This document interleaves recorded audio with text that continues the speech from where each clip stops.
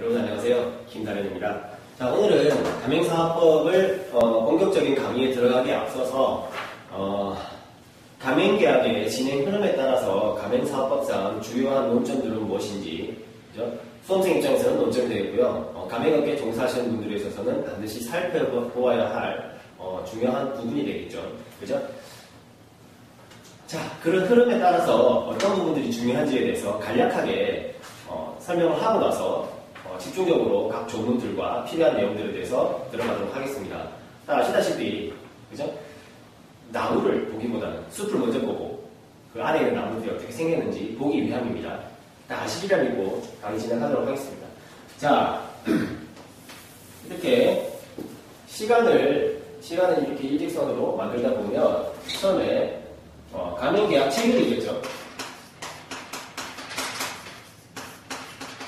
가맹계약 체결 시점과 가맹계약이 종료되는 종료 시점을 보게 되겠습니다.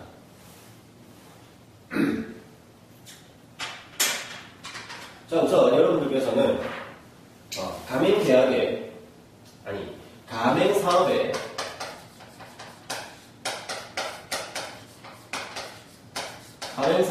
정의 규정에 대해서 보셔야 될 것입니다. 가맹사업법을 보시면 가맹사업이라 하면 가맹본부 입장에서는 자신의 영업표지, 상표나 표장이나 상호나 그런 것들 다 영업표지라고 합니다. 통칭해서 영업표지 등을 가맹본부가 가맹점 사업자로 하여금 사용하도록 하고 일정한 영업활동에 대해서 교육지원 통제를 하며 그리고 가맹점 사업자는 그 대가로 가맹본부에 가맹금이라는 걸 지급하게 됩니다. 가맹금을 지급하는 계속적 거래관계를 말합니다. 가맹사업의 정의는 총 5가지로 나눌 수가 있고 공정거래위원회는 이 5가지 요건을 모두 만족하여야만 가맹사업이라고 인정을 합니다. 가맹사업이라고 인정을 한다는 말은 가맹사업으로 인정이 되어야만 가맹사업법을 적용할 수 있다는 얘기입니다. 가맹사업으로 인정이 안 된다면 가맹사업법은 적용이 안 되고 그 외에 공정거래법이라든지 상법이라든지 민법이 적용이 되겠죠. 그렇습니다. 자, 가맹사업의 정의에 대해서 먼저 보셔야 될 것이고 그 다음에 가맹사업에 대해서 가맹사업과 유사 개념들이 있습니다. 어떤 것들이 있냐면 상법상 대리상이라는 개념과 그 다음에 라이센스 계약, 위탁판매 이런 부분들이 있습니다. 가맹사업과의 차이점을 살펴보시고 왜 유사 개념이 중요하겠습니까? 가맹사업법이 적용되기 위한 그죠? 유사 개념들은 말 그대로 가맹사업이 아니기 때문에 가맹사업법이 적용되지 않습니다. 자, 그렇다면 뭐가 중요하겠습니까? 한마디로 정의규정이 중요하겠죠. 정의규정의 요건들을 모두 만족했는지 그리고 이 차이점들은 굉장히 유사한 부분들이 많습니다. 차이점들은 무엇인지 한번 살펴보시고 과연 내가 진행하는 사업이 가맹사업인지 혹은 아닌지 그런 것들을 판단하셔야겠습니다. 자, 가맹본부는 미리 창업자를 가맹희망자라고 한다고 했습니다. 가맹본부는 가맹사업을 진행을 하기 위해서 우선 잠깐 지울게요.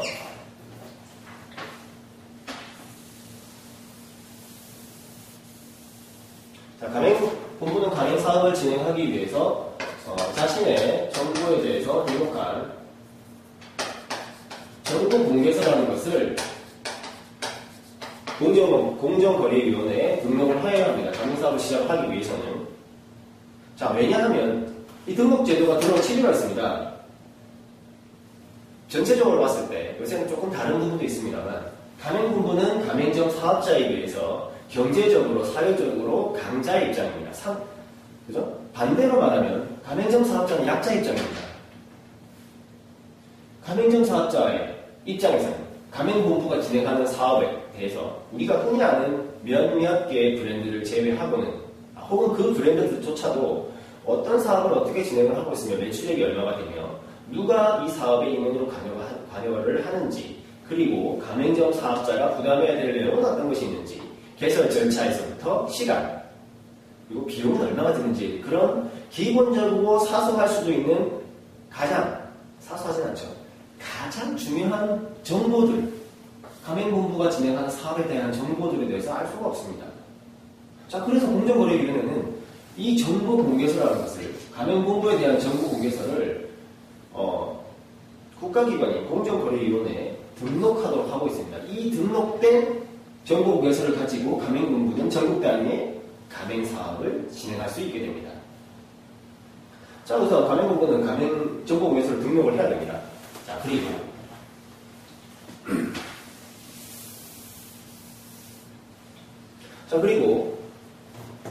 가맹본부는 가맹점 사업자를 모집을 해야겠죠. 자, 그러면 이런 광고등을 하게 됩니다. 광고에는 예를 들면 뭐가 있겠습니까? 우리 흔히 아는 전단지 광고도 있을 수가 있을 것이고요. 창업박람회, 프랜차이즈 창업박람회, 소상공인진흥원에서 진행하는 또 박람회도 있고 여러 가지 박람회가 있죠. 창업박람회가. 그런 박람회에 참가를 하실 수도 있고 혹은 본부 개별적으로 사업 설명회를 진행을 하실 수도 있습니다. 그렇죠? 자, 그랬을 경우에 사업자를 모집을 하면서 어떻게 해야 되겠습니까? 자신의 정보를 제공을 해야 되지 않겠습니까? 아까 정보공개서를 등록을 했지만 자신의 정보를 제공함에 있어서 정확히 있는 그대로를 전달해라 라고 하는 것이 가맹사업법 구조에 나와 있는 법이 과장된 정보 제공 금지입니다. 자, 이런 조문을 둠으로써 이것을 이행하도록 함으로써 사회적 약자인 가맹점 사업자가 가맹본부의 희망행위에 휘둘리지 않도록 하고 있습니다. 그죠? 가맹계약을 체결하기 전에 광고 등을 하게 되고 그때 가맹본부는 허위 과장된 정보가 아니라 진실한 정보를 제공해라 라는 것이 가맹사업법 구조의 내용이 되겠습니다. 자, 그렇고 자, 여기서 그렇게 해서 이제 광고를 잘 제공했습니다. 정보를 잘 제공을 하고 가맹희망자가 좋습니다. 당신하고 계약하겠습니다 해서 가맹본부와 가맹계약을 체결하게 됩니다. 체결하는 순간 가맹희망자는 가맹사업법상 지위가 가맹점 사업자로 이동이 됩니다. 가맹계약 체결과 동시에 가맹희망자는 가맹점 사업자가 될 것입니다. 자, 아시겠죠? 자, 그리고 이제 여기도 잠깐 지우겠습니다.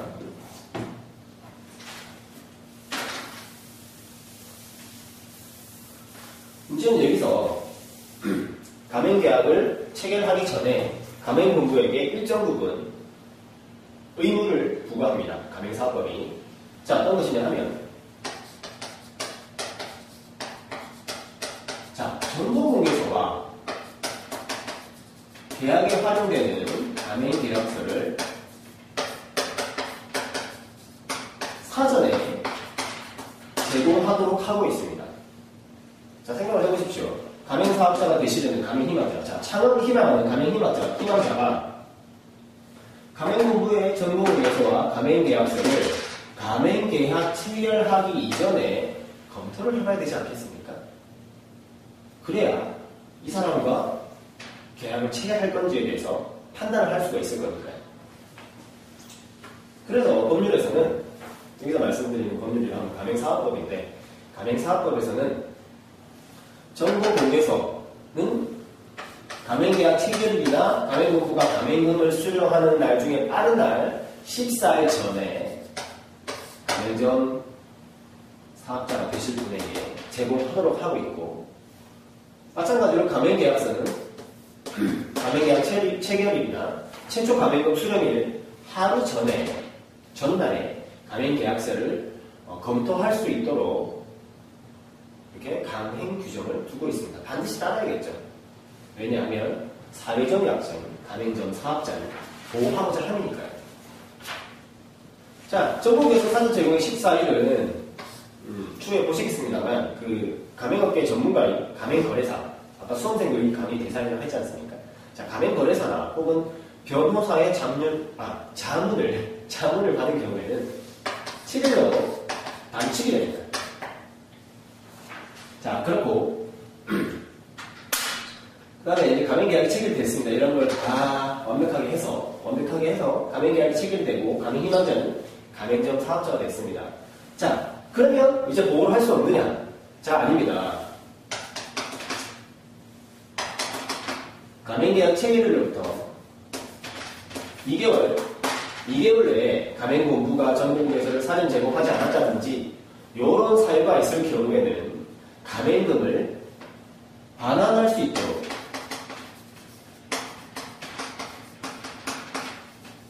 가맹금을 반환할 수 있도록 10조에서 규정을 두고 있습니다. 자, 그리고 또 없을까요? 또 있습니다. 가맹계약 체결일로부터 2개월까지는 가맹본부가 가맹점 사업자로부터 받은 이 가맹금을 기간 동안이요. 가맹금을 일정한 금융기관에 예치하도록 하였습니다. 제3자인 금융기관입니다. 그래서 가맹본부가 가맹점 사업자의 가맹금을 가지고 이렇게 흔히 하는 말로 도망가는 거죠. 숨거나. 그래서 편취하지 않도록 하기 위해서 가맹점 사업자를 위한 제도적 장치를 두고 있습니다. 가맹금 예치, 그리고 가맹금 반환. 자, 여기서 나왔죠. 그럼 가맹금 과연 무엇이냐? 가맹금은 무엇이냐? 가맹금은 가입비, 계약비, 기타 어떤 명칭에 상관없이 가맹점 사업자가 가맹본부에 정기적 혹은 비정기적으로 지급하는 모든 금전 기타 그런 대가성 있는 것들을 가맹금이라고 합니다. 자, 정리를 하면 가맹계약 체결 전부터 가맹계약 체결 이후 2개월까지의 중요 논점들을 정리를 하면 가맹사업은 무엇인지, 가맹사업은 무엇이었는지, 가맹사업의 정의, 공정거래위원회의 태도가 말씀을 드렸고요. 그리고 유사개념은 무엇이 있는지, 유사개념은 왜 따진다고 했습니까? 가맹사업으로 인정이 되어야 가맹사업법이 적용되기 때문에 가맹사업법이 적용이 되면 가맹점 사업자 입장에서는 굉장히 유리하게 되거든요.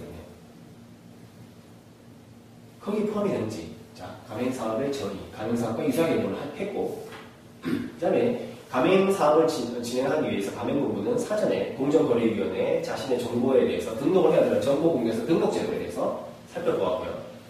그리고 가맹본부가 가맹점 사업자를 모집하기 위한 광고등, 창업박람회 참가라는 그런 부분들에 있어서 진실된 정보를 제공해라. 자, 그래서 가맹사업법 구조에서 허위 과장된 정보 제공 등의 금지에 대해서 보시면 되겠고요. 자, 그리고 가맹계약이 체결됨으로 인해서 가맹희망자는 가맹점 사업자가 되고, 가맹계약이 체결되기 전에 가맹본부에 정보공개서라든지 가맹계약서에 대해서 사전 제공을 하라라는 의무를 가맹본부에 부과하고 있습니다. 그러면 가맹계약이 체결된 이후부터는 가맹점 사업자를 보호받을 수 없느냐? 자, 그렇지 않습니다. 가맹계약이 체결하는 날로부터 2개월까지는 가맹본부는 가맹점 사업자가 지급한 가맹금을 일정한 기관의 가맹금을 예치해놔야 되고, 가맹본부가 건드릴 수 없다는 얘기죠.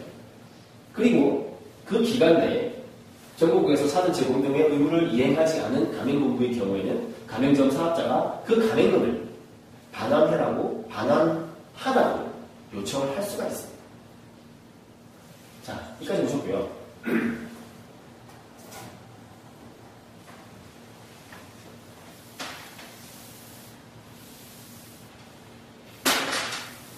자, 그 다음에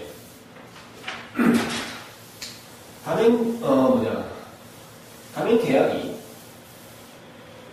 가맹점 사업자와 가맹본부가 체결한 가맹계약이 기간 내에 1년이면 1년, 2년이면 2년 이렇게 쭉 가면 좋겠습니다만 중간에 문제가 생길 수도 있죠. 제가 처음에 말씀드렸던 분쟁이라는 것이 발생할 수도 있고요. 자, 그래서 가맹계약이 종료를 하게 되는데, 가맹계약의 종료에는 여러 가지 요인이 있습니다. 종료됐을 경우에. 첫 번째로는 가맹계약으로 설정하는 기간이 만료가 된 경우, 아주 해피한 경우죠. 가맹본부와 가맹점 사업자 간의 신뢰관계가 깨지지 않고 계속 가는 겁니다. 그죠? 그래서 기간이 만료됨으로써 종료가 되는 경우. 그리고 더 좋은 경우가 있습니다. 가맹계약에 갱신이라는 제도가 있습니다. 계약 체결일로부터 최장 10년을 보장하고 있습니다. 법률이 최장 10년을. 자, 가맹계약 갱신도 한번 생각해 보시면 가맹점 사업자를 보호하기 위한 것입니다. 자, 가맹점 사업자는 자신의 전 재산을 들여서 창업을 하고자 가맹본부를 찾아가고 그죠? 전 재산을 들여서 가맹점 사업자가 됐습니다. 근데 짧게는 1년 동안에 그 투자 금액을 뽑아낼 수 있겠습니까? 불가능하겠죠. 거의 불가능할 겁니다. 그렇기 위해서 가맹점 사업자를 위한 갱신 제도를 두고 있습니다. 자, 그리고 아까 말씀드렸던 해지가 아니라 분쟁. 가맹본부와 점사업자 간에 분쟁이 발생을 합니다. 분쟁을 발생하게 돼서 해지라는 것을 하게 됐는데요. 자, 수험생 여러분들은 이제 해지와 해지에 대해서 구별을 하실 수 있을 것입니다. 하지만 수험생 제외한 다른 분들을 위해서 간단히 설명을 드리면, 계약의 효력을 소멸시키는 방법에는 법률상 해지라는 것이 있습니다. 자, 해제는 법률행위인 계약일로 소급을 해서 계약의 효력을 없애는 것이고요.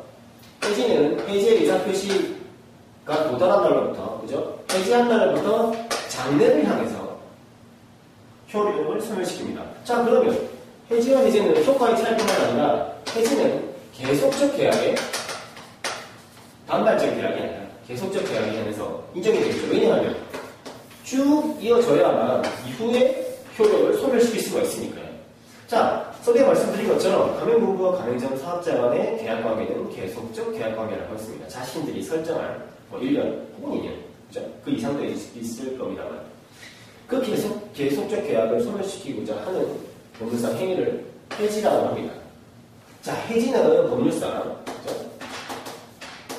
법정 해지가 있고요. 그 다음에 이러이러한 부분에 있어서 이런 사유가 발생하면 우리 해지합시다 라고 가맹계약서에 약정을 한 약정 해지라는 것이 있을 수가 있습니다. 자, 그리고 계약기간 중에 우리 해지합시다. 해지라고 하고 합의를 하죠. 합의 해지가 있습니다. 이 세 가지 부분에 대해서 살펴보실 수가 있겠죠. 자, 민법상 법정 해지가 될 것인지 과연 가맹계약에서, 가맹사업에서, 그리고 약정 해지는 당연히 계약서에 있으니까, 그죠? 계약서에 있으니까 이런 사유가 발생하면 적당한 절차를 거쳐서, 그죠? 해지를 할 수가 있을 것이고, 계약관계를 소멸시킬 수가 있을 것이고, 합의 해지는 당사자 간의 의사로, 본부와 가맹점 사업자 간의 의사로 이제 해지합시다 라고 하는 새로운 계약이니까요. 그 계약을 인정을 해야 되겠죠. 자, 여러분께서는 살펴보셔야 할 부분들이, 가맹업계에 관련되신 분들은 가맹계약서에 있는 약정 해지가 얼마나 잘 기재되어 있는지, 어떤 요건들이 필요한지를 잘 살펴보셔야겠죠. 기간은 얼마가 필요하며, 해지를 하려면, 그죠? 어떤 의사표시를 해야 되며, 서면을 꼭 해야 되는지, 구두를 해야 되는지, 그다음에 기간 얼마나 필요한지, 그리고 이후에 손해배상금이라든지, 손해배상 예정 그런 것들도 살펴보셔야겠죠. 자, 그리고 이제 흐름에 관계없이 중요한 부분들도 또 있습니다. 자, 가맹본부와 가맹점 사업자의 각각의 권리와 의무에 대한 내용들입니다. 자, 이까지 보시면 가맹계약 체결 전부터 가맹계약 기간 중, 가맹계약의 종료까지 시간의 흐름에 따라서 중요한 부분들을 모두 살펴보셨습니다. 자, 앞으로는 방금 살펴본 그 내용에 따라서 조문을 보셔도 좋고, 혹은 저희 교과서를 보셔도 좋고, 교과서로 하기 그렇습니다. 참고서라고 할게요. 자, 제 참고서를 보시고, 저희 교재를 보시고, 하나씩 파악을 하는 그런 시간들을 가지도록 하겠습니다. 자, 저는 오늘 여기까지였고요. 다음 시간에 상세한 설명으로 찾아뵙도록 하겠습니다. 감사합니다.